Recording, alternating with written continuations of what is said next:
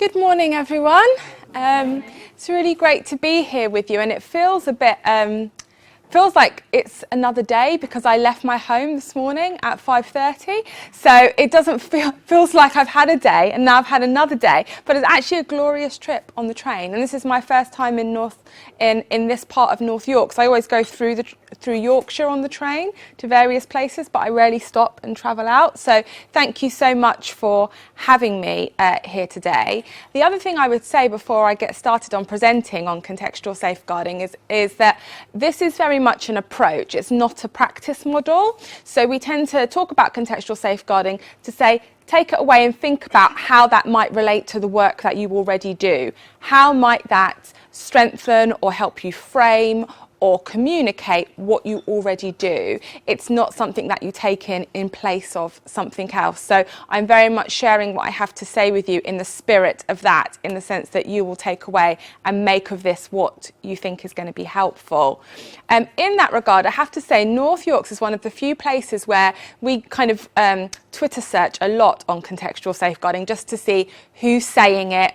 Are they saying it in the right way? Have they really understood it? Or do they think it's something else? And we saw a tweet from North Yorks about contextual safeguarding documents. And I was like, oh, that's interesting. Go on, let me have a look. And it was one of the few times where I read a document in a site on contextual safeguarding and we'd had no contact with that site at all. And everything was completely accurate. And I was like, oh, well, we're clearly putting the right things on our network, because it is possible to completely understand this without speaking to us at all. So thank you for the work that you've already done to do thinking about what this would mean in your locality, and hopefully this will just add to that ongoing conversation.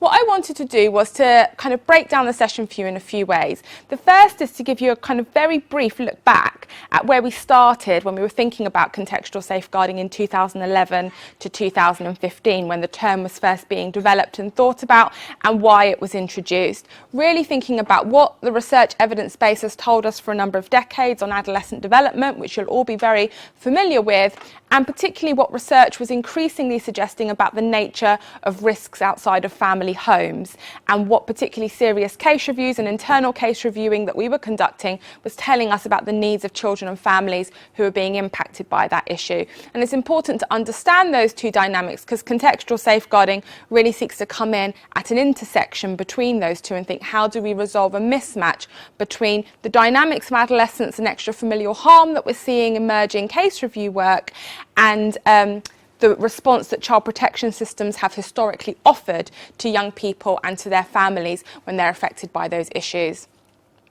Having presented that and the contextual safeguarding framework that emerged, I'll then share with you some learning that happened out of our first series of testing, both in Hackney but also on our practice network. So we have about 6,500 members on our practice network from local authorities across the country who are feeding back to us the lessons that they are learning when they're trying to implement contextual safeguarding approaches in their practice, and then share with you what we hope to be doing looking forward and what that might mean for people here. So in terms of understanding contextual safeguarding, as I mentioned, there are key things that we always hold in mind. And the first is to recognise the developmental stage of the young people that we are thinking about. Contextual safeguarding is predominantly concerned with how we safeguard young people during adolescence. And when I talk about adolescence, I'm really thinking relatively broad, so from the age of 10, so last year of primary, moving into secondary education right through to 25. So what's happening in that time in someone's life that is important when we think about safeguarding? And there are four key things that we tend to reflect on continuously as we develop contextual safeguarding. The first is the kind of response that we have to risk during adolescence, and the fact that we will be responding to risk quite differently at this stage in our life to when we are an older, jaded person who believes in failure much more readily and is less likely to take a chance. So why is it that this is a time in your life where you're willing to take chances, and how do we maximise and work with that as an opportunity? The fact that this is pretty much a time in your life where you're motivated by the weekend. You know, Monday you care about Friday, Friday you care about Sunday, Sunday you care about the following Saturday. How do we engage with that in a system that requires you to always think about the 5-year plan and the 10-year consequences of your decisions? How do we see this as an opportunity? And the impact of puberty and the fact that you're emotionally all over the place. You know, you've fallen in love with this person and no one's ever known a love like it. No one ever will know a love like it again. No one's been in love apart from you. And then 2 weeks later, you hate that person and you're never speaking to them again, and your life is over and you're really angry and everyone's telling you to calm down because you're overreacting, and that makes you even more angry and it's overwhelming, and you don't really understand these experiences or these emotions, and often experiencing them for the first time, and all at a time in your life where you're basically an adult and you're ready to make some decisions for yourself and you don't need everybody else telling you what to do, and you have this increasing desire for self-autonomy and control. And really, we in the contextual safeguarding team at the university and with the sites we work with would very much see this as opportunities. You know, this is an age at which you believe in yourself, you know, you're willing to take chances, you're not jaded by failure, you can be motivated by a quick win, you don't always have to know what's in it in the long term for me to want to participate in this, where you are feeling really passionate about the things and the people that matter to you, and when you want to take some responsibility for yourself and you want some ownership of your life. So in many respects, that's a great opportunity, and I've just spent some time with colleagues from No Wrong Door, so I can clearly see that here, that is recognised. The challenge that we found when we've looked, particularly when we've spoken to young people and families affected by exploitation and other forms of harm beyond the family, and when we've reviewed cases, is that statutory services have, in some localities, responded to these dynamics of adolescence as a complete nightmare. And therefore, the problem with safeguarding adolescents is adolescence, because what they are looking for is someone who's not going to take any risks, understands the long-term consequences of their decisions, is emotionally stable and does as they're told. And the moment they encounter an adolescent who isn't any of those things, the problem then becomes the adolescent. Their risk-taking behaviour, their poor decision-making, they're all over the place, their anger, their aggression, their lashing out, them not listening to instructions, them going against our advice. All of these things are what's creating the risk. And therefore, all of our attempts at working with the risk is to fix them and to fix these dynamics of adolescence so they don't compromise our plan.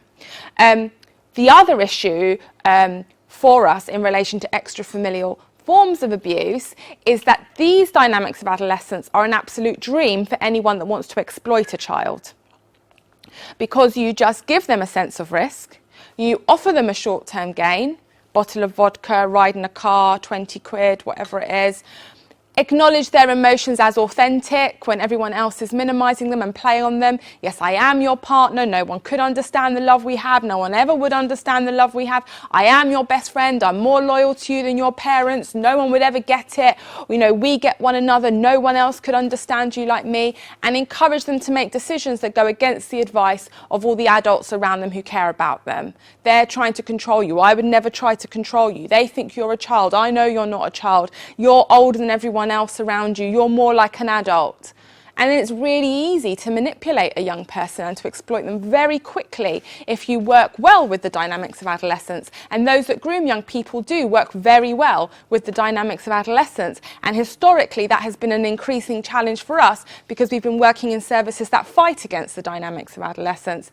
And in that battle, all too often, those who exploit children will win, because they are playing the game and we are busy trying to fit young people into a service offer and a wider kind of culture and attitude about behaviour that doesn't fit their needs. So contextual safeguarding is fundamentally working on the basis that this is an opportunity. We need to work with adolescents to see these dynamics of development as an opportunity, and we need to be better at doing that than those that groom and exploit children.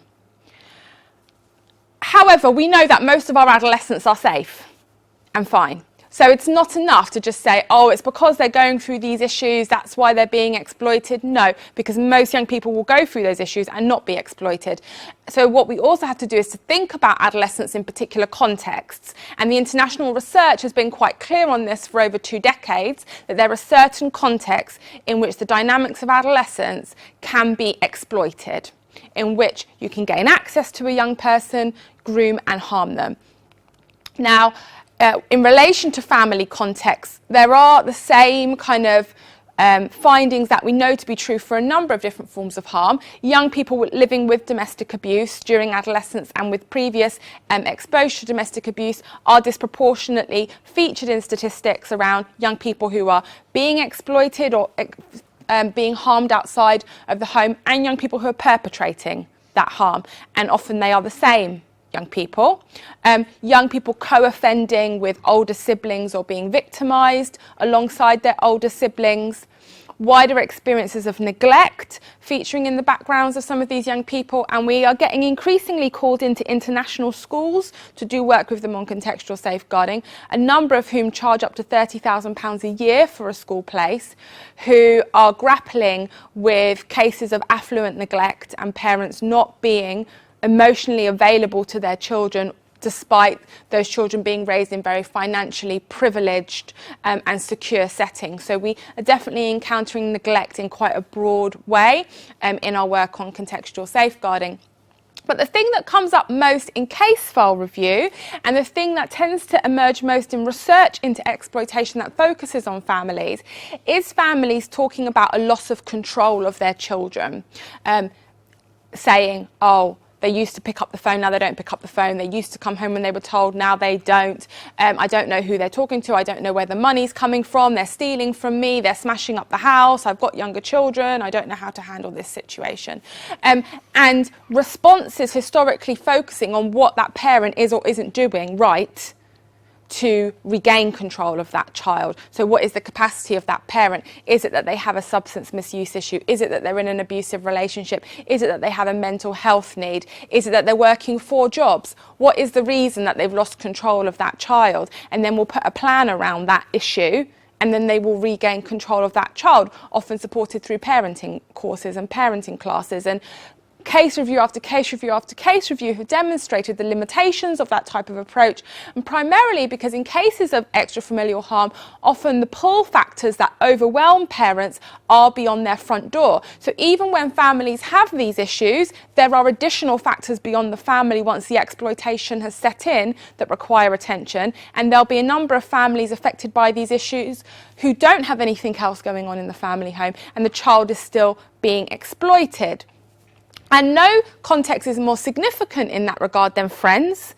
Young people in the UK will experience an increase in peer influence during adolescence. That's not a global trend, which was why it wasn't on the adolescence slide. There are lots of countries around the world where peers don't increase in influence during adolescence, and parents remain the most dominant kind of context at setting social norms throughout human development. So the countries where we see peers increase in influence are the UK, the US, Australia, Canada, and New Zealand. Where we don't see it, India, Singapore, most African countries apart from South Africa, and France. Which is a whole other 2 hours. But it's worth noting 2 things. One is that when we support young people in the UK, the dominant pattern is that their peers become more important to them during adolescence than they have been before, and can outweigh the influence of their parents. For most parents, that's going to be a debate about footwear and music. So my husband is spending a long time at the moment playing our 2-year-old lots of jazz. I've told him he's going to hit 11 and he's going to reject Miles Davis outright, and he's going to find some music that makes your ears bleed and play it as loud as he possibly can for a solid 12, 13, 14 years. And you're going to think you've completely wasted your time, and you're going to be really upset about this. And then he's going to age out of just wanting to listen to that, and he'll probably rediscover jazz and act like he found it all by himself and that you had nothing to do with it at all, and probably come home and start playing you something, and you think, I played you that when you were 4. That's what's going to happen, because for most parents, they will experience a drift, and young people return to the norms that were instilled in them in early childhood, intermingled with those they develop during adolescence, and they go on to have their own families, find employment, and there's not been an issue because peers increased in influence. For me, it was an outright rejection of Clark's footwear once I moved to secondary school, and now most of my shoes are from Clark's. So we see that pattern happening quite a lot. However, if we are working with young people whose parents do not have this experience, it's difficult for any parent to feel like you're losing your child and you were the centre of their world, and now all of a sudden this other person who's actually quite annoying to you is more important in some respects than you are, and that can be quite hurtful. For a parent who has never experienced this, their friends were determined by their parents and they only had a couple of them.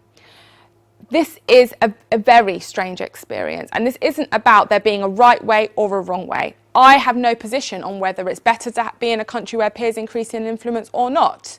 The fact is that in some countries they do and in some countries they don't. And if we need to think about how we support parents who do not have experience of this happening when it happens with their young people, particularly if that intersects with other difficulties that are going on in or around the family home. So my husband will say that when he was growing up, he was never allowed to go to sleepovers. Absolutely not.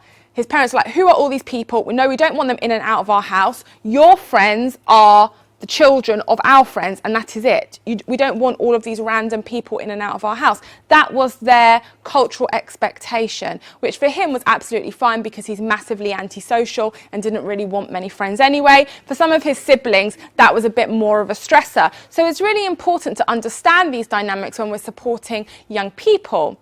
When it comes to supporting young people impacted by extra-familial harm, this is even more important because the research is quite clear that peer relationships are correlated with young people's experiences of harm outside of the family home in all its forms. So Christine Barter's work into intimate partner violence during adolescence, for example, found that for young men in the UK, they were more likely to report being part of a violent or aggressive peer group when they were abusing their partners than they were to be living in a violent family. In fact, peer violence was the only significant correlating factor to their own use of violence towards partners. For young women, family violence was more significantly correlated to their own use of violence towards partners. But for young men, peer violence was a real concern. We also know that young people commit offences in groups that they don't commit on their own. And that applies to a range of offences, from antisocial behaviour, weapon use, drug taking, drug dealing, climbing on buildings, setting fires, sexual offences, attempted murder. There will be young people involved in those incidents who, if they were on their own on that day, would never have been involved in an incident. They wouldn't have stabbed anyone, they wouldn't have sexually assaulted anyone, they wouldn't have robbed anyone. So for us to try and then assess the needs of a young person, the risks they pose to others, the risks they pose to themselves, their protective factors, without any reference to who their friends are, is quite short-sighted, because actually a child can escalate to quite a serious situation based solely on who their friends are. And if we haven't factored that in, then we may miss an opportunity to offer support earlier, or to identify that there are some protective factors in their friendship groups when they're living in difficult family circumstances, and their friends can be the thing that carries them through adolescence despite what's going on at home. So we have to understand young people's friendships if we want to understand how we safeguard them during adolescence, and that also applies to things like disclosure, because we know young people will disclose to peers often before adults, and the reaction that peers give to a disclosure can then determine what happens next in terms of help seeking.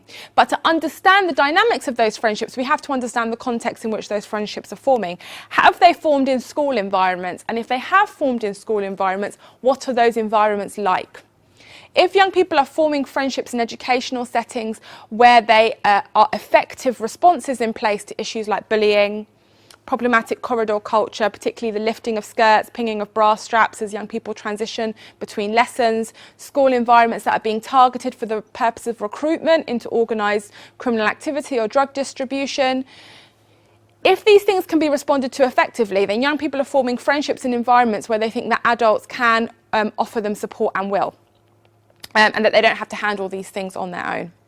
If young people are forming friendships in school environments where these issues are unaddressed, normalised or ignored, then young people lean on their friends for protection and for answers to why these things are happening. And we have seen that time and time again when we've reviewed cases, for example, of sexual assaults on school premises, where young people's friends have sought support from staff. That support has been ineffective and it has normalised what has then escalated to a very serious sexual assault, for example. Or we visited schools where young women have been advised to wear shorts under their skirts, so when the boys lift them up, their underwear won't be exposed. That type of policy, hugely problematic for normalising harmful sexual behaviour, and the young people in those settings then, again, normalising harmful sexual behaviour. And some things quite unintended. So in relation to the curriculum, we're just wrapping up a study with 14 schools looking at how they're dealing with peer-to-peer abuse within a school setting, and part of that has been involving interviewing young people about their experiences, and we're learning two key things. The first is around the curriculum, asking young people about image sharing, which we've seen linked to self-harm during adolescence, attempts at suicide, and wider forms of social isolation. Young people saying if they saw a sexual image of another young person that had been shared around the school, they would blame the person in the image for that having been shared about them, not the person who onward shared it. And when we've asked young people why they're blaming the person in the image who has been victimised in this scenario, they'll say because we've all been in the same lessons, we've all been told A, taking a photo of yourself is illegal, and B, if you share it, it's going to get shared around, so don't share it. They were in the same lessons that we were in, they were told to not share it and they did, therefore it's their fault. Completely missing the point of the risks posed by onward sharing, and then creating a culture in that school where they're blaming victims. Where if this happens to you, it's your fault because you shared the image in the first place. I wouldn't tell a teacher if that happened to me because I'd get in trouble. I'd get in trouble with my parents, so I'm going to keep it all to myself. And that creates a school culture in which people have carte blanche to do what they want because nobody's telling anybody when it is happening. Now that is an unintended consequence of a message in the curriculum that is meant to be protective rather than a message that is explicitly victim blaming. We're also seeing similar message from young people about zero tolerance approaches to harmful sexual behaviour in the school. Policies about we will exclude if this happens. Young people saying, well, no one tells the teachers anything in this school because if you tell them they're going to get excluded, and I don't want them to get excluded. I want something to happen, but I don't want them to get excluded. And the school's thinking it's really effective because they're not getting any complaints. But they're not getting any complaints because the policy is pushing young people away from seeking help. So thinking about what are the dynamics in these school environments, how are they informing young people's peer relationships and their own decision making is really important for how we understand protection.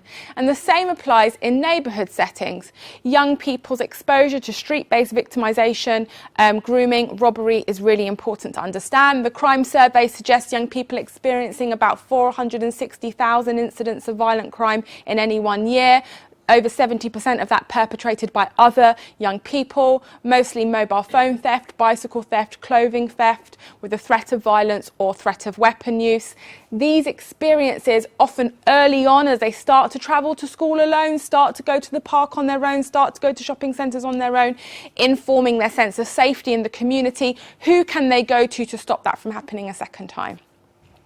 Who are the trusted adults around them? Is it the police? Is it youth workers? Is it the bus driver? Is it the person that works at the takeaway shop? Or is it their friends? Or is it another adult that steps in and offers help who actually isn't protective at all? And young people's really early experiences of victimisation informing later their own use of harm towards others. We also know where the access points are for criminal and sexual exploitation of young people. Private children's homes being one of them, but we also know that young people spend their time at different places and spaces at about 3:30 every day. Sometimes it's outside a fast food takeaway shop that's giving them free Wi-Fi. Sometimes it's in a park. Sometimes it's in a bus terminus or train station, particularly those that are blaring classical music in the hope that young people will just board the transport and not hang around, and they don't. They hang around because they're catching up with their friends. All of these places and spaces where young people are. Does anyone have their eyes out for the welfare of young people in those places? Because if they don't, they're very easy access points. You just keep offering someone a bag of chips or a bag of weed and see which one says yes. And nobody's looking out at who is this random adult talking to all of these young people.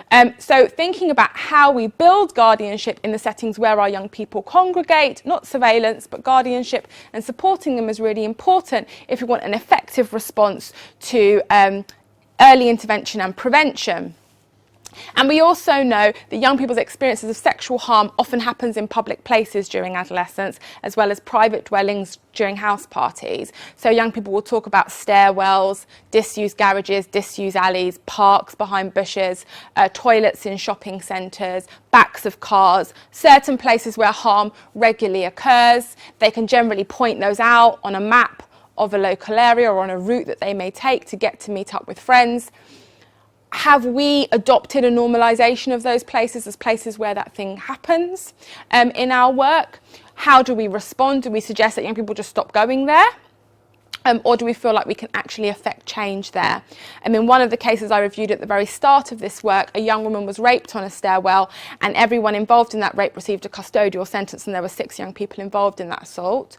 2 young women who gave evidence for the prosecution were moved away. She was moved away. A young man who helped her was moved away, and the stairwell remained a hotspot for another 6 years. Well, why is it happening there? Why do we tolerate that? That suggests that it will always happen there. So I've got to navigate that rather than it shouldn't be happening there and we can do something about it.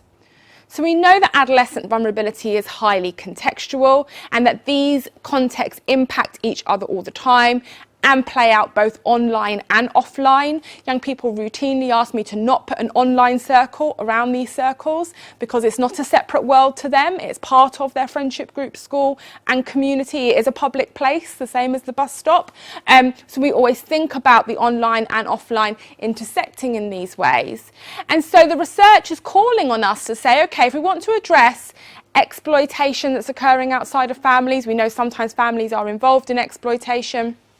If we want to address serious youth violence, risks of radicalisation, abusing young people's first romantic relationships, bullying and social isolation, if we want to address these issues, we have to be able to engage with young people's peer relationships and understand the impact of peer influence. We have to understand the process of grooming, how it starts, how it happens, that it's not linear, and the impact that it has on young people's decision making.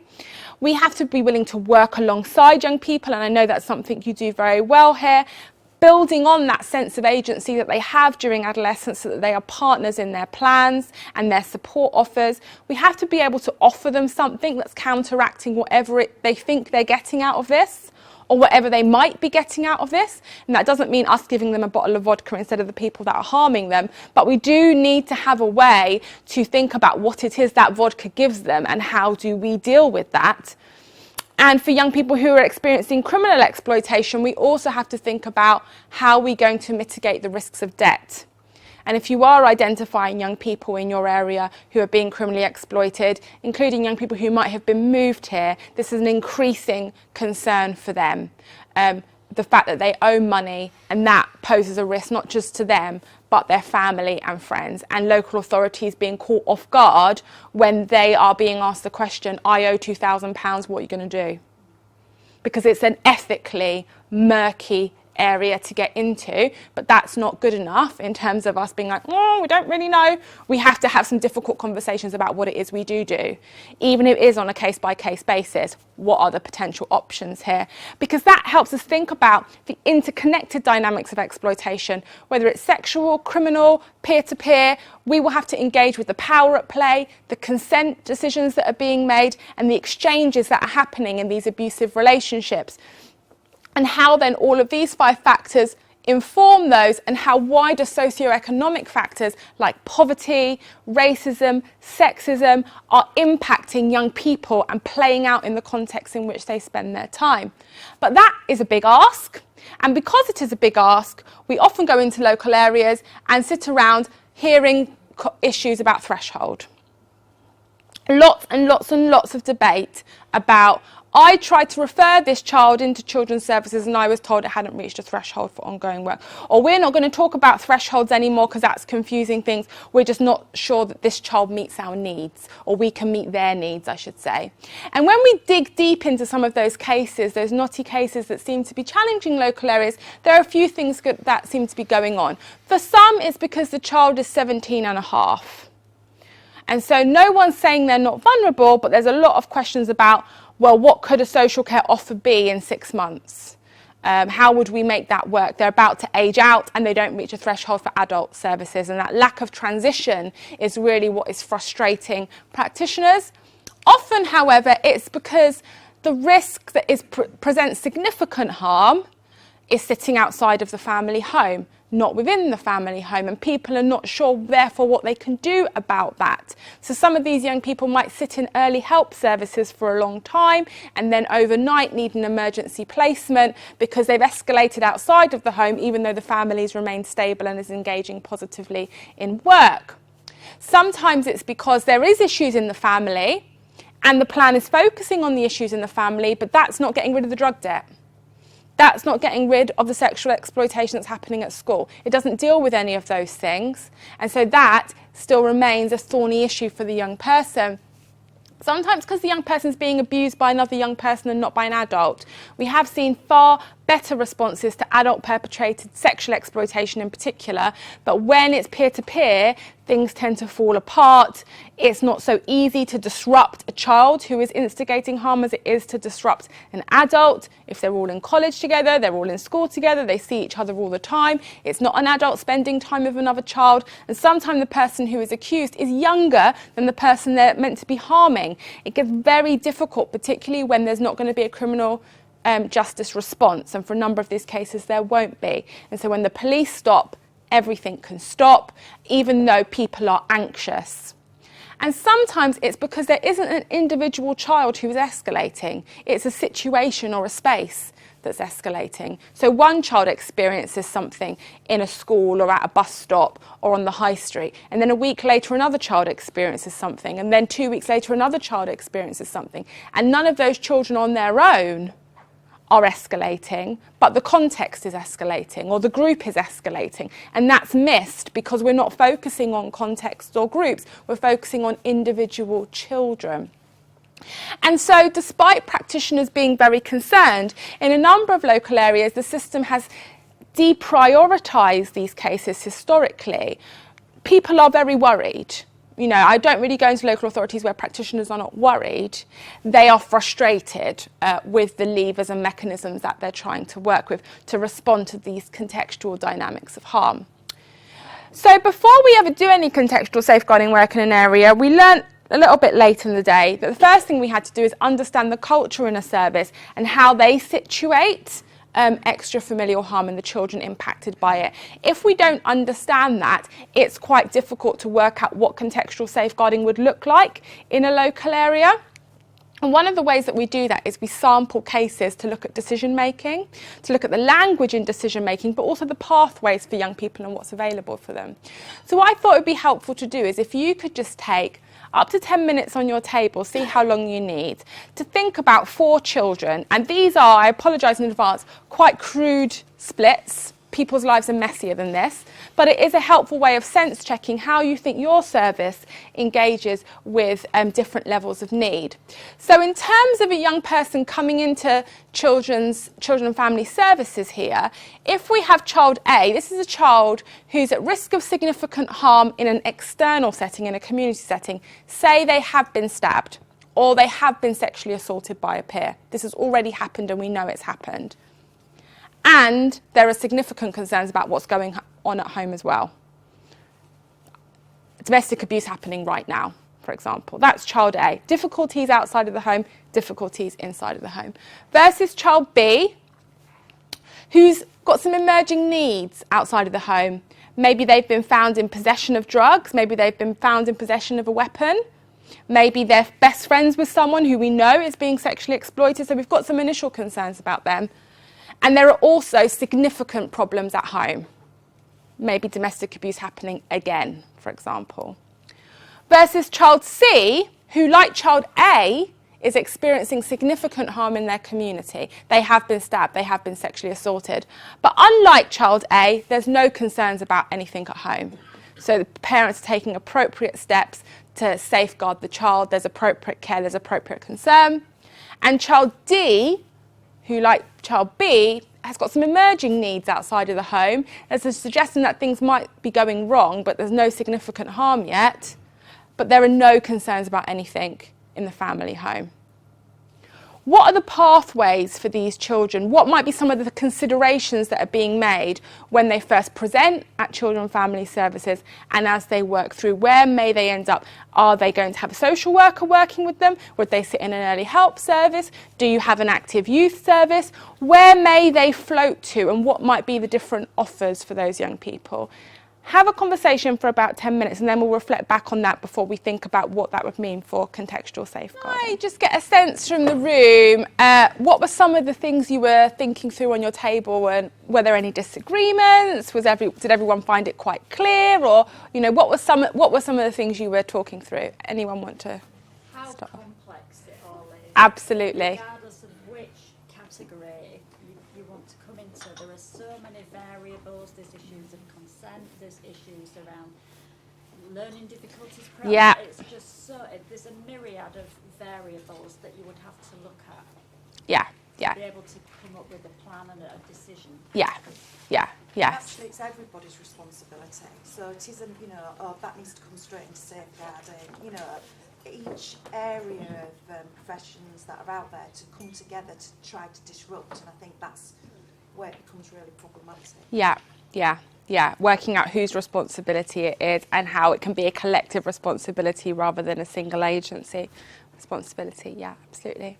Anyone else? Yeah? I think some of we constantly, and not just really today and on this table, we're having the conversation around the child protection system and where that really fits with contextual safeguarding, and that is really complex, and how we can only work that by actually really not having any blankets around it and really looking at it in terms of individual cases. We said we can't just say no to there not being a child protection plan because of contextual safeguarding, because it's a case-by-case basis, and often there's a number of other agencies that have really heightened anxieties and feel like there needs to be a formal arrangement in place to manage some of that risk. I think the categories help. They don't. No, the categories don't really help this. Yeah. I mean, most people know I'm quite passionate about the loss of a lot of our youth services, our youth work, and where we had if you like, a contextual community presence, where we were present, we were focused on engaging with young people and families in communities, developing relationships, taking a social action approach to some of these problems, alongside the other disruptive factors. Yeah. And some of what we did was disruptive in its very nature. Yeah. And I think we're missing that now, and we're really seeing the impact of a loss of that over the last few years. A lot of my early years practice background was street-based detached youth care, hanging out in the stairwells, looking for safety, and creating social action approaches that develop young people, give them the resilience, the skills to be able to make those decisions, to make those different choices. And I think a lot of that's missing now. And for me, that's where we need to be focused. Thank you. Really helpful contributions. Anyone else? And I'll bite my hand off. I think we were saying that, we would take every one of those situations. We only got to A and B. Yeah. Exactly the same. We'd be curious, we'd be looking at bringing multi-agencies in, if that's with family agreement or depending on the threshold. But we've still got a long way to go thinking about contextual safeguarding not being an add-on, but we're getting there. Yeah. We're being more curious, we're looking wider, we're working out what we can do on an individual basis. Yeah, and these are all, really positive contributions, and I would say just reflects what we were talking about when we were thinking about no wrongdoing and the wider practice culture it sits in before I came to present to you, because when we have this discussion in local areas, we get very, very different responses. Everywhere we go, there's a different conversation happening. All of it around complexity, all of it asking about, well, what is the child protection system for and how do we work with that? But then different approaches to, do we work around it? Do we reshape it ourselves? Do we follow what we think it is? Kind of what's leadership saying around that? That tends to emerge quite differently. So in some localities, they will be very clear that child A would receive a different response to child B, would receive it, and they can kind of quite clearly say that because they're following what they think is required. Not, well, we'd have to think about this and we'd have to think about that. That's not necessarily the approach they're taking. So it's really important to note that that is your position and reflecting on, well, what would that mean for you in terms of contextual safeguarding? And I'll revisit that. And as I work through now the contextual safeguarding framework. But the reason why I flag it is because one of the fundamental debates we get into with local authorities who want to think about adopting a contextual safeguarding approach is understanding how does the current Children and Family Service and the wider partnership understand the role of the child protection system when it comes to harm beyond families. What is its position? Is its position that social workers are involved around parenting and police deal with disruption? And you'll be surprised the number of areas where that is the position, even though people think it's not. Once you look in the case files, that is the position. Or where people think, no, we look at the level of harm the child's experiencing and the needs that the child has and the family has, and that's what drives our decision making. What's needed here, not where is the need located. But that's not a straightforward path to follow, and it is really important to continually interrogate that, because that will shape what contextual safeguarding looks like in a local area. So, in terms of what contextual safeguarding is, in response to thinking about some of those, in essence, contextual safeguarding is just this slide. That's it, but there'll be a lot of slides that follow that kind of break that down. When we proposed contextual safeguarding as a concept, what we were saying was safeguarding systems and partnerships needed to be able to achieve 4 things if they wanted to resolve some of the historic tensions that have kind of emerged in case review around how services have responded to extra-familial risks and harms. The first is the system needed to be able to target the context in which the abuse was occurring and the social conditions in which that abuse happened, not just target the individuals being affected by the abuse at any one given time. And that might sound quite obvious, but actually when you look back at cases, what we've done is target children.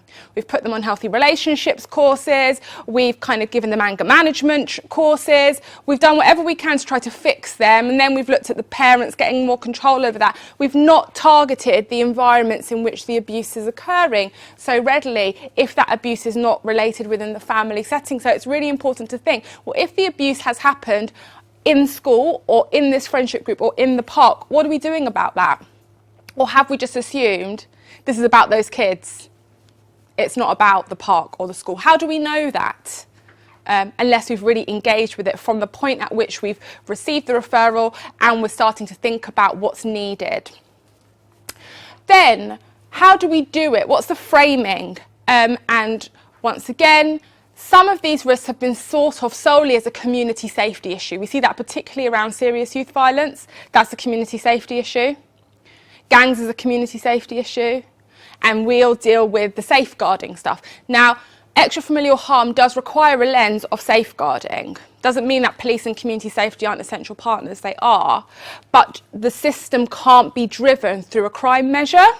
And historically, in a number of cases around CSC, success was delivered by criminal justice outcomes. So did we have a trial? Did we disrupt with a policing action?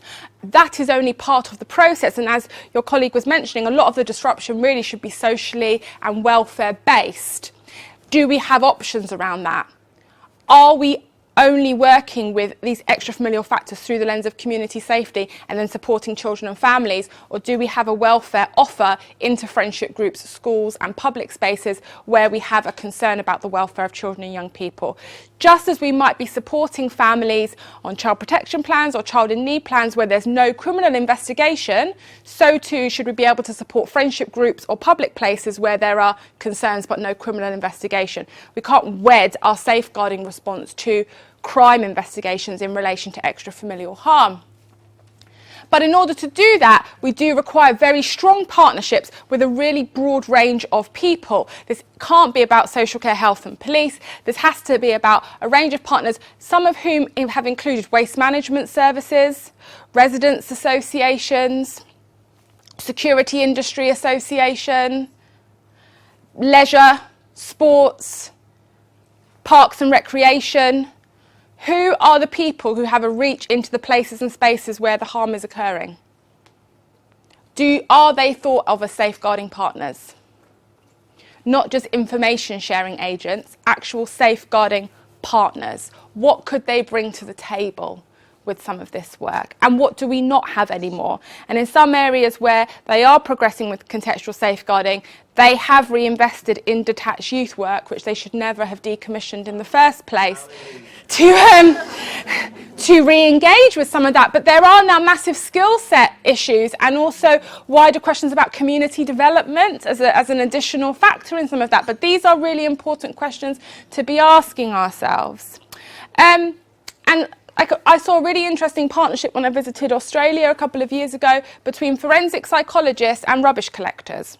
The forensic psychologists had 6 referrals for young people who were convicted of sexual offences. They adopted a contextual approach to assessment, so as part of the assessment they visited the locations where the assaults had happened, which were parks.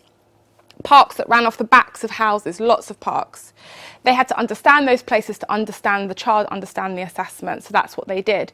They made routine visits to the parks, and as part of that process identified that the only people really using those spaces were the young people and rubbish collectors who went in and cleared the rubbish regularly. So started to talk to them about the challenges they were facing. The community had said to them, this is the tip of the iceberg, what you're dealing with. This problem is entrenched, we don't know what to do, we're afraid. And so now the rubbish collectors email the forensic psychologists every morning an account of the rubbish they've collected in all the parks that run off the backs of the houses around that part of Queensland. They tell them where they've collected evidence of alcohol use, drug use and sex happening, so they can target that outreach offer into the parks where there are concerns. There's no additional deployment of police, there's no additional surveillance on young people. They are the people who were already there. So they were engaged to think, well, what could your safeguarding role be? This is our problem, what do you think you could offer? And they came up with that offer themselves. And that's built an increased sense of guardianship in and around the park. And there are actually really now emerging good relationships between the rubbish collectors and the residents who were kind of peeking through their windows at what were going on but felt too afraid to engage in a conversation about it. So who are these key partners in our place in the spaces, and do we recognise the contribution that they could make? And how do we measure our success? How do we know that our system is having the outcomes that young people and families need and want? When it comes to forms of exploitation, serious youth violence, we often measure success very individually.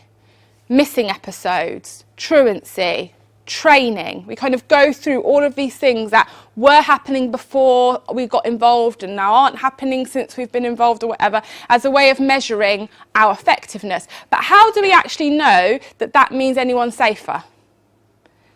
Do we really know?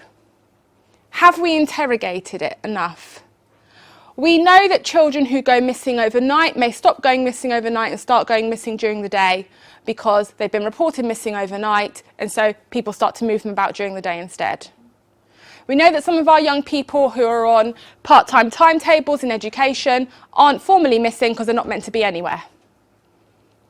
But just because they're not missing, it doesn't mean they're any safer. And once they slip into a statistic, all we know is that they were missing and now they're not. But actually, all it is that they were in full-time education and now they're not.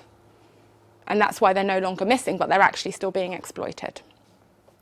When we work with 15 young people and we're effective with them, how do we not know that we've just created a vacuum that another 15 have filled?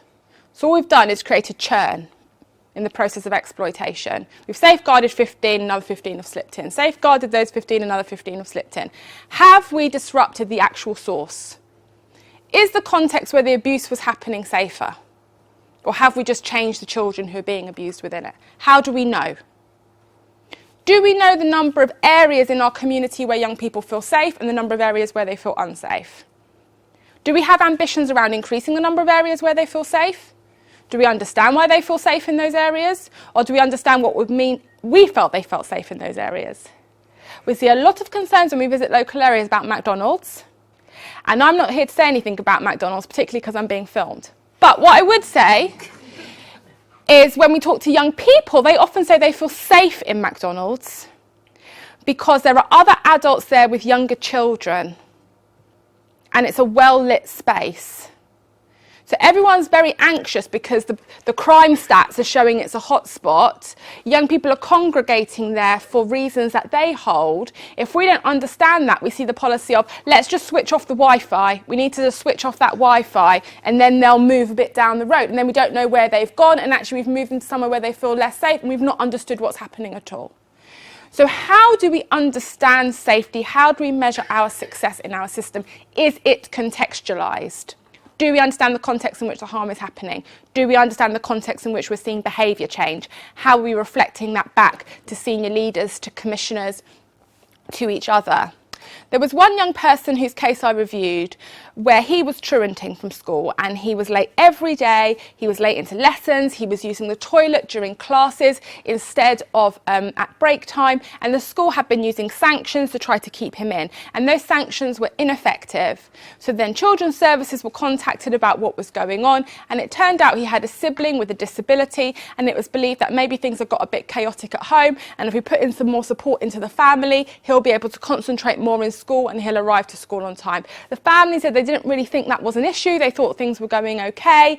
He went along with the narrative of what social workers and the school were saying, and so support went into the family. Nothing changed at school. There was then a threat to fine the family for him not getting into school on time, and within a week and a half he came into school on time.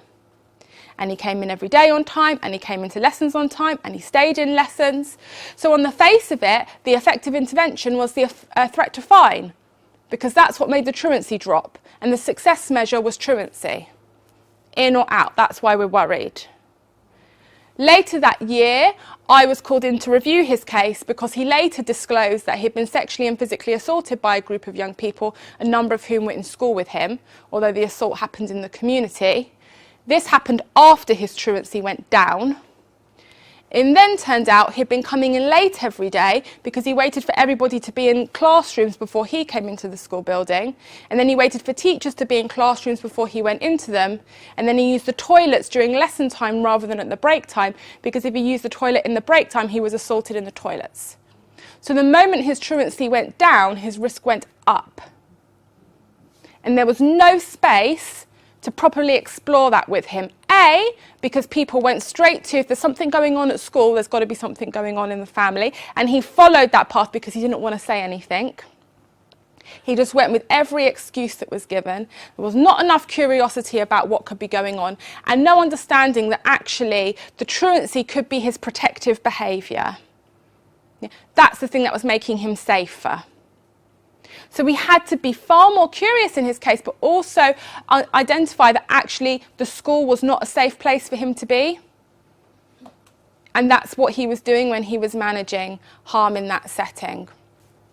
So how do we think contextually about when we think we're doing the right things? So in essence, a contextual safeguarding system is one that can target the context in which abuse occurs and the social conditions in those contexts, do it through the lens of child welfare, bring in the appropriate partners to create safety in those contexts, and measure impact contextually. That is a contextual safeguarding system. Totally easy to do. So in terms of what that demands of a system, there's a few things. The first is that when people start to try to do this, what they're doing is looking at a collective capacity to safeguard young people, not just the parents' capacity. Of course, parental capacity remains a discussion, although I'd rather not use that term. What are the parents doing? What could happen better? What support is needed at home? But also what support is needed on the bus route? What support is needed on the high street? What support is needed in the school? What support is needed outside the youth club? Whose capacity is actually being compromised here? In one of our test sites, they're dealing with an issue where outside the open access youth service, children are being assaulted by other young people, and they can't create safety in and around the open access youth service.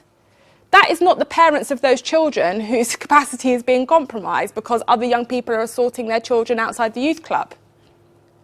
But those young people are at risk, and one was very seriously hospitalised. So what are we going to do about it? Whose capacity has been compromised?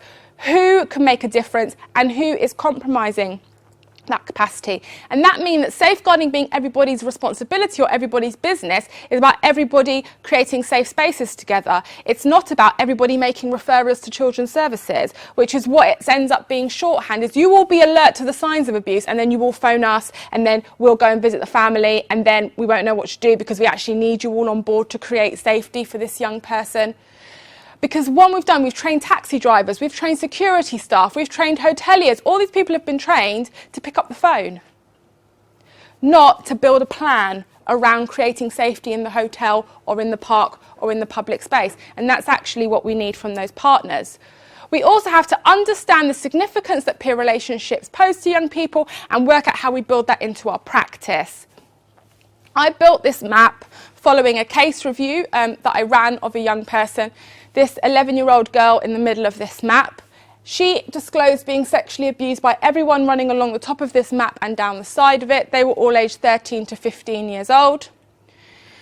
These 5 were all in school with her, and the plan to support her was to give her a 12-week healthy relationships programme, give her a mentor to manage her anger, change her school timetable so she wouldn't encounter the 5 boys at school with her because there was an ongoing police investigation, move her out of the area and then secure her for 6 months. None of which, as you would know, given your policy around relocation, safeguarded her. She internalised a lot of self-blame and said, well, it's clearly a problem with me because everyone's trying to fix me, was her words, everyone's trying to fix me when I'm telling you what's happening to me. But what was really stark to me about this particular case was nearly every single young person on this map had a professional in their life. A number of those young men were on child protection plans, some were on child in need plans, some were with early help, some were on out of court disposals, others were open to youth justice service for another matter, all were in education. Not a single plan was coordinated with another plan. So there was no plan for the group. There was so much money being spent on this group and no effect on the group at all. This young man at the top led nearly every assault. He was living in the most vulnerable family setting. Every time something happened at home, the whole group escalated. But this young person's worker doesn't understand why. Yesterday everything seemed fine and now today there's an allegation that he's assaulted someone in a toilet of a takeaway shop because they didn't know that something happened to this child. And managing that is really hard because of information sharing, GDPR, but we have to think about how we engage with this. If we know that young people's behaviour is influencing each other, how do we get on top of that? Because there was a hell of a lot of money spent on this group, a lot of professional anxiety around it, a lot of disclosures made by a lot of children, and very little safeguarding happened in the process. These young women became the new victims of the group once this young woman was moved away because they'd witnessed assaults, and a number of these young people are now in custody for attempted murder. So we didn't have a very good outcome in this case, even though ultimately 2 young people were convicted of sexual assaults. That didn't safeguard anybody. And the investigation took 2 years, during which time all of this was going on. So we had to really think about the friendships, and everything needed to do that was in the plan, but it wasn't coordinated in that way. So when people have started to think about how do we take this collective approach when we're thinking about capacity to safeguard, how do we create safe spaces, how do we build peer relationships into our work, there's a few things that start to emerge. The first thing we learnt within 6 months of our first test approach was that really you're trying to do things at 2 levels when you do contextual safeguarding. At one level, you're trying to embed context into everything you do with children and families. From the point of referral and identification all the way through, and obviously the system is not as linear as this. And the more that you do that, the more that you identify friendship groups, school environments, locations that require attention themselves. And then the system needs to be able to respond to those groups and places. And both of those things need to be able to happen. But the level 1 stuff is far more achievable within existing practice structures. So if we think about the level 1 stuff, a really basic change that happened quite quickly in a number of test areas was, okay, the child's been referred into Children's Services front door. Often we're recording the address of their home address, but not the location where they've been harmed. Then we start to profile need at the front door, and all we're profiling is where these children live. That's not necessarily where they're most vulnerable. So just thinking, have we got context in at the front door? When children experience harm as a group, Are they separated out immediately when they're referred in, or do we acknowledge that they're in a group? Sometimes they were coming in, 3 arrested together. Oh, one's already open, I'll let their social worker know.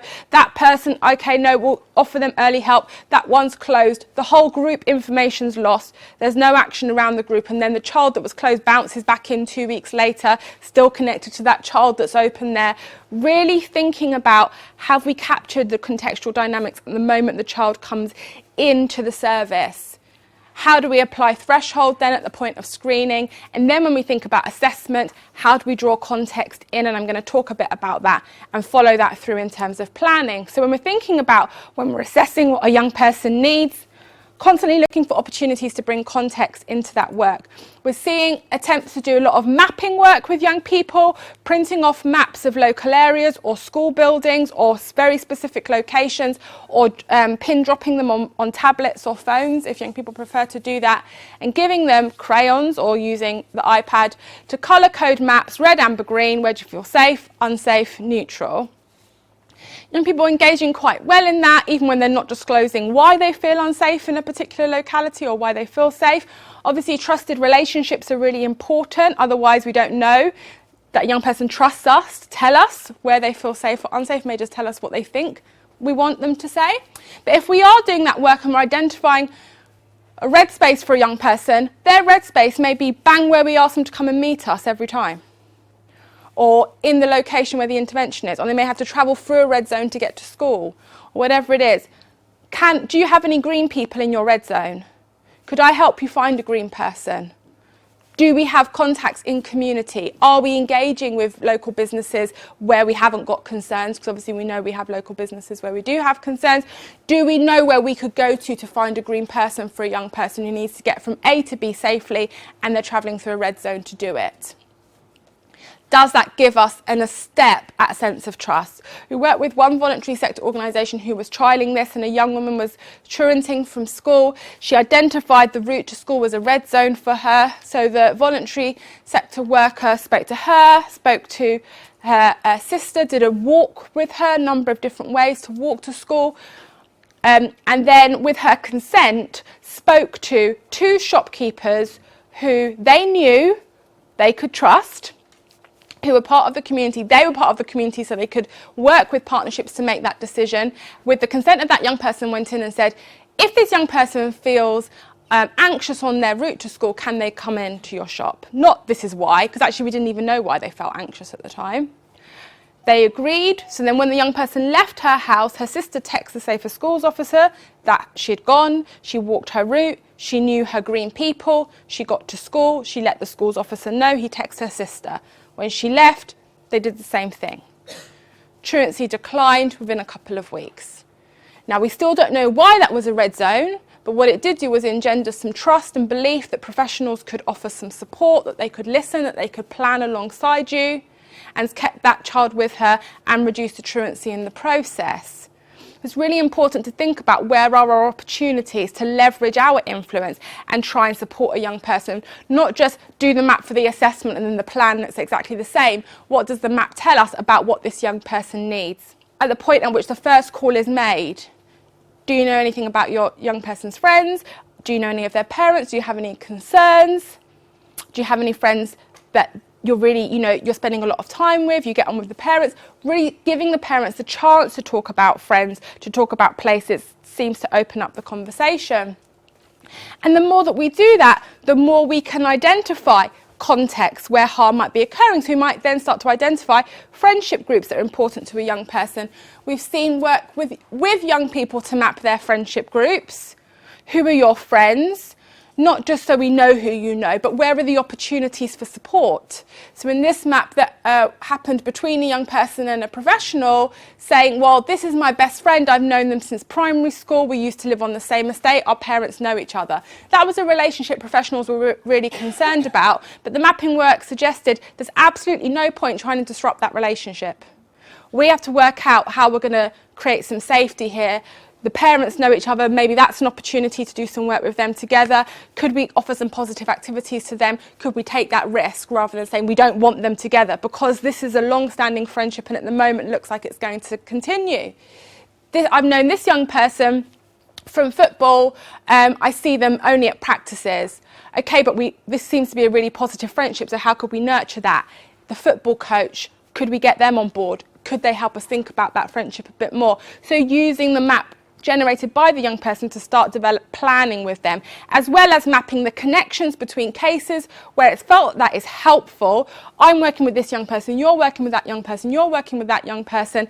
What do they need as a group? And sometimes doing that through things like a peer assessment, and we've developed assessment triangles for peer groups, schools and neighbourhoods to help people start thinking about what an assessment might be. Sometimes we observe meetings around groups, and what ends up happening is everyone's worker comes, and then each worker says something about their young person, and then everyone needs actions for their young person, but there's not really been a discussion about the group. And there can be a lot of anxiety about information sharing, and this person's overshared about that young person, and your young person's doing this to my young person. What we really need is a discussion about the dynamics of the group. So the triangle tries to facilitate that with some key headlines. Okay, we're going to sit down and talk about the dynamic of the group functioning, who leads, who follows, what's the positive, what's the negative elements of this friendship group. So what are the dynamics? What are the weak relationships? What are the strong ties? Do we know that? What's the guardianship capacity around the group? Who are the potential guardians of the group? Is it their parents? Do they know each other? Is it the youth worker they all trust? Is it the football coach? Is it the teacher? Is it one of us? Who is it that is a trusted adult for this friendship group? And where are they spending their time? What's the nature of the environment where they spend their time? Is there anything we could do about that environment? Do they need an alternative space? So you're not coming in to share information about that person's parent and that happened to that and a whole chronology about that child, because that's happened on their own plans. This is about the groups. It has to be about added value. What does this conversation about the friendship group add to what we've already got in place for these young people? And is that making the best use of our resource?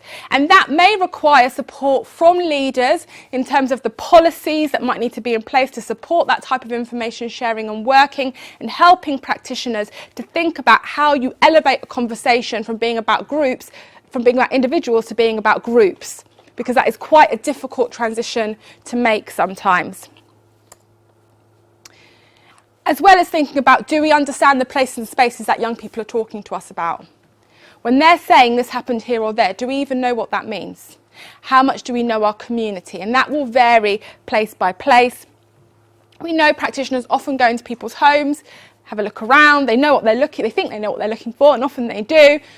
This is what we'd be concerned about, but going into a park and walking around, because of our loss of skills around community development, people often don't even know what they'd be looking for in the first place. It can feel really overwhelming to suggest that you'd go in and have a look. So we started to work with practitioners to think about what that might mean, developing animations to help people think that through, as well as ways to engage with larger groups of people, so student surveys, parent surveys if we're thinking about school environments, business surveys that have been trialled, to try to help people think about how would I be starting to assess what's happening in this place that might be impacting my young person or a group of young people. And I'm just going to play you a short excerpt from the animation to give you a sense of the types of things practitioners have been doing. What is a neighbourhood observation?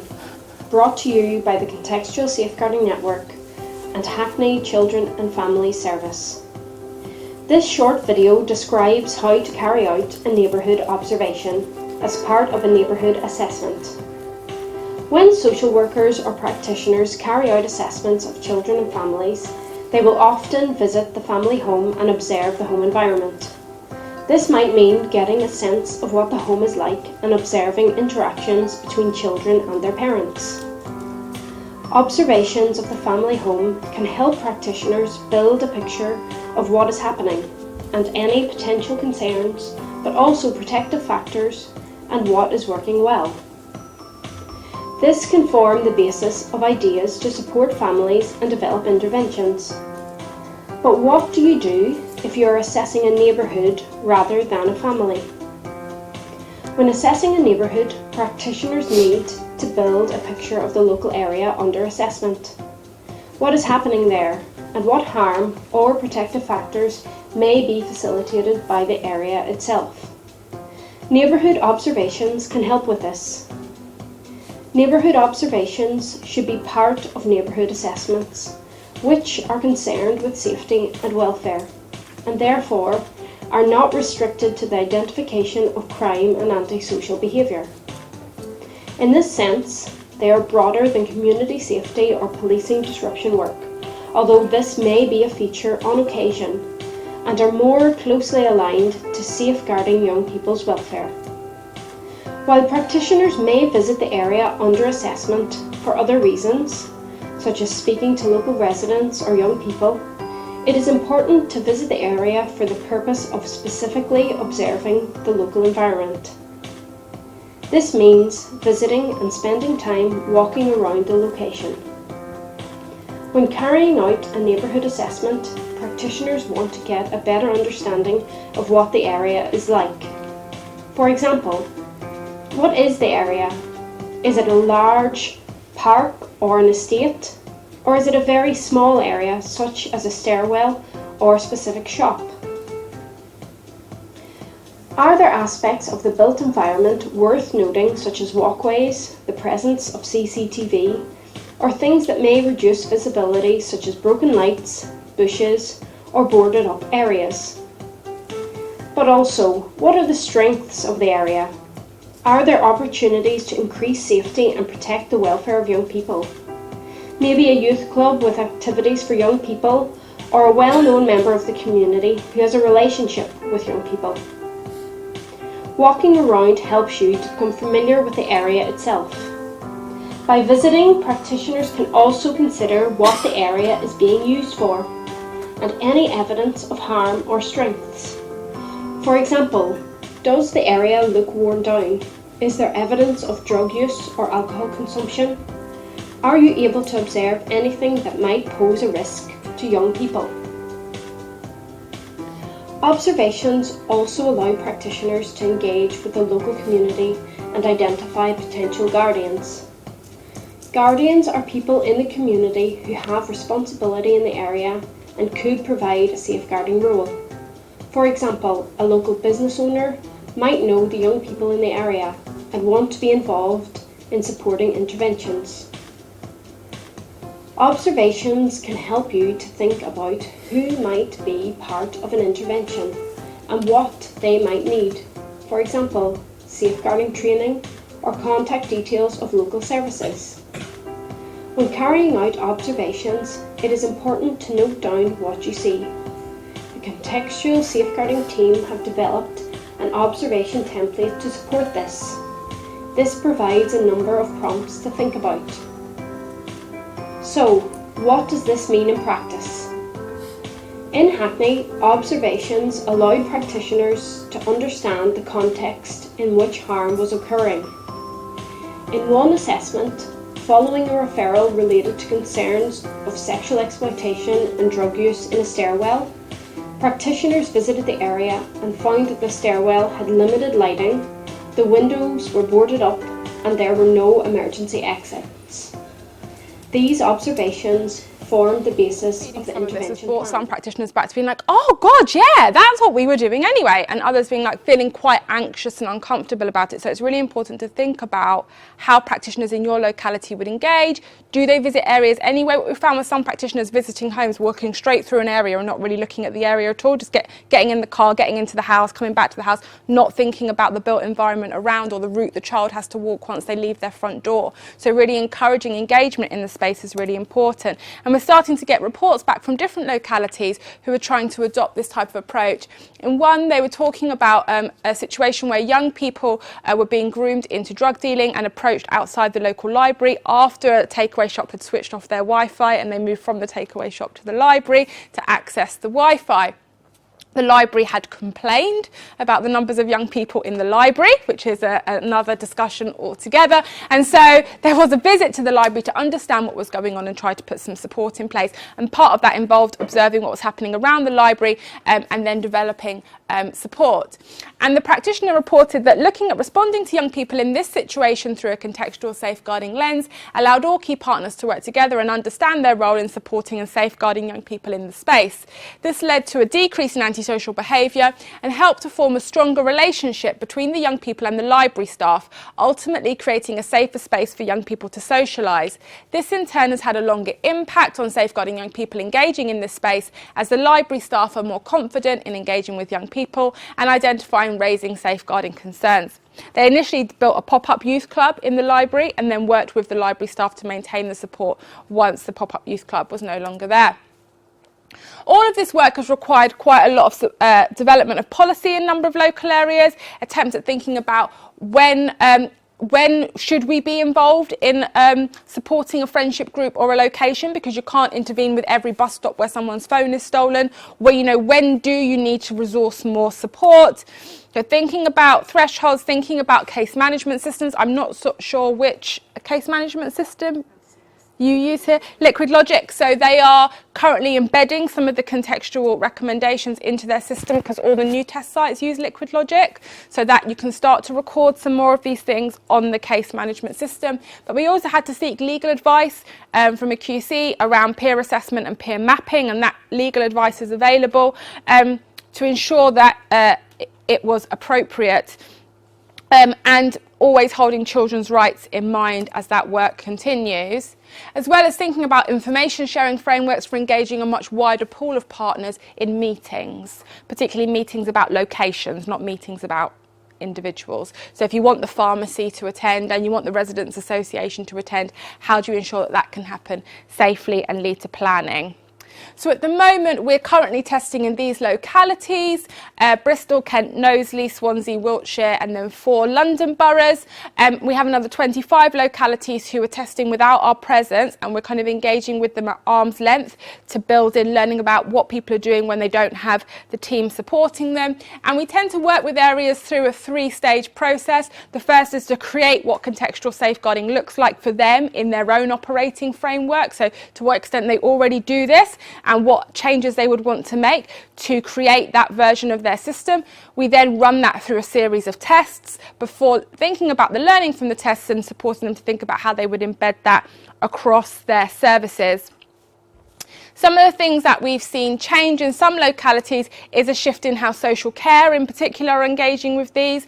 A number of young people who were previously closed are receiving some form of support in some test sites. Some localities have made a decision to use child protection on this, but not all of them at all, when there are significant risks, particularly around firearms use towards young people. And we're tending to find that it's the front door in most localities that we work with where the key decisions are made, and once they get through that process, the wider system is able to respond appropriately. But there are ongoing questions about particularly what you do when a young person is at risk of harm but also open to your youth justice service, and what happens when their order ends but safeguarding concern remains, and how to manage those needs. But we are seeing shifts in practitioner language in assessments in some test sites. For example, this practitioner feeling the need to quite explicitly talk about the fact that the family home has provided a stable upbringing for this young person with parents who love and care for him, but given the levels of need in place, a child protection process was going to be used because the young person had made disclosures about retaliative attacks that involved firearms. And the parents really welcomed this level of support. They wanted that level of coordination because they felt that they kind of were at a loss about what to do, and welcomed the support they got from a social worker. Also seeing plans referencing the need to create safe spaces or identify safe spaces where the young person can be in order to achieve safety for them, rather than solely developing plans for the child and or the family. So these small tweaks in language seem to be making a difference. Also engaging with social workers and wider practitioners about what this means.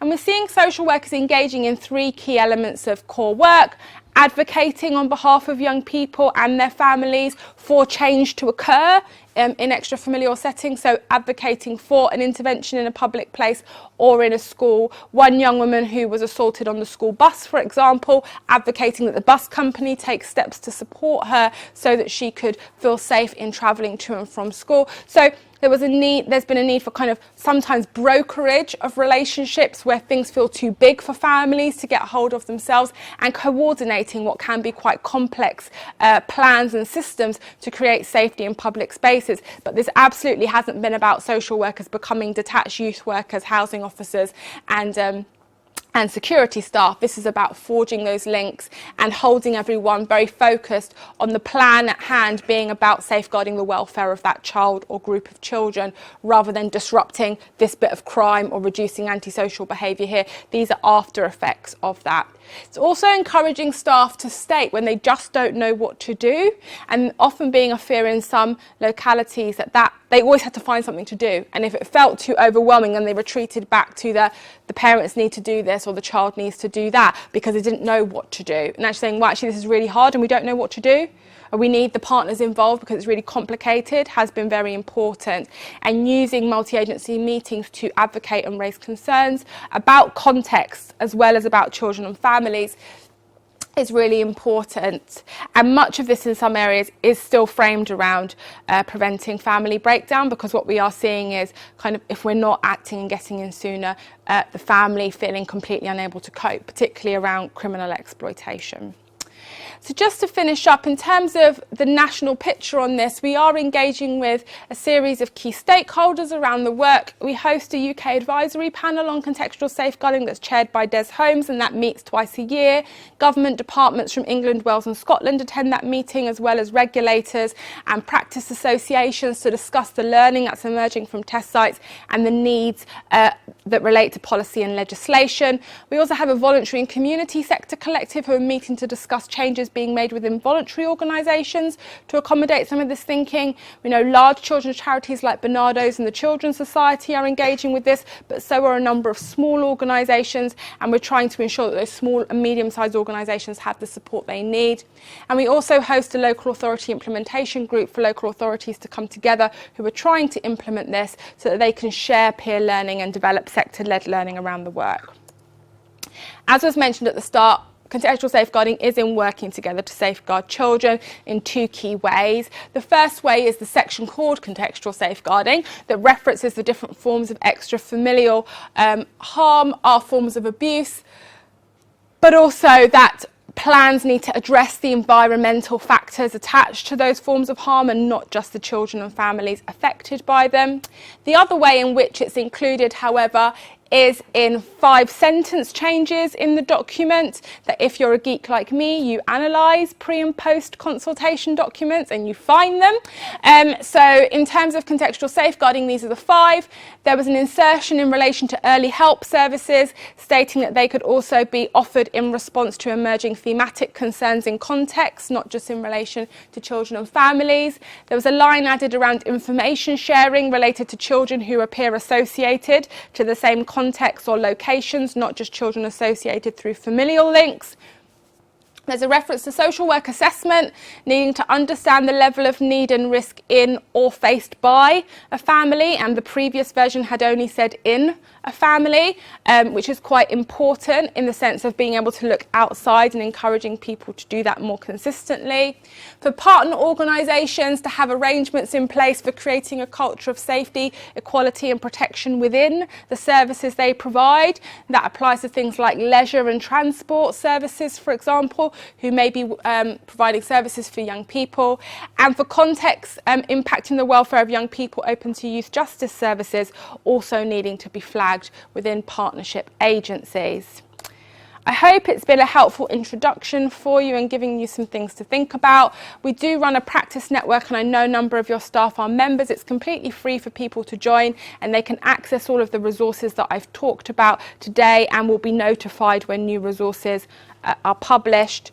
We also support a local interest network of localities who are testing the approach in England and Wales but aren't formal members of the implementation group, to try to support them to encourage each other and share learning. And they tend to be grouped around kind of large geographical localities or regions, or localities with specific needs. So as they develop their work, we will begin to publish their learning on the network. So I hope that's been helpful, and I'm happy to take any questions before lunch.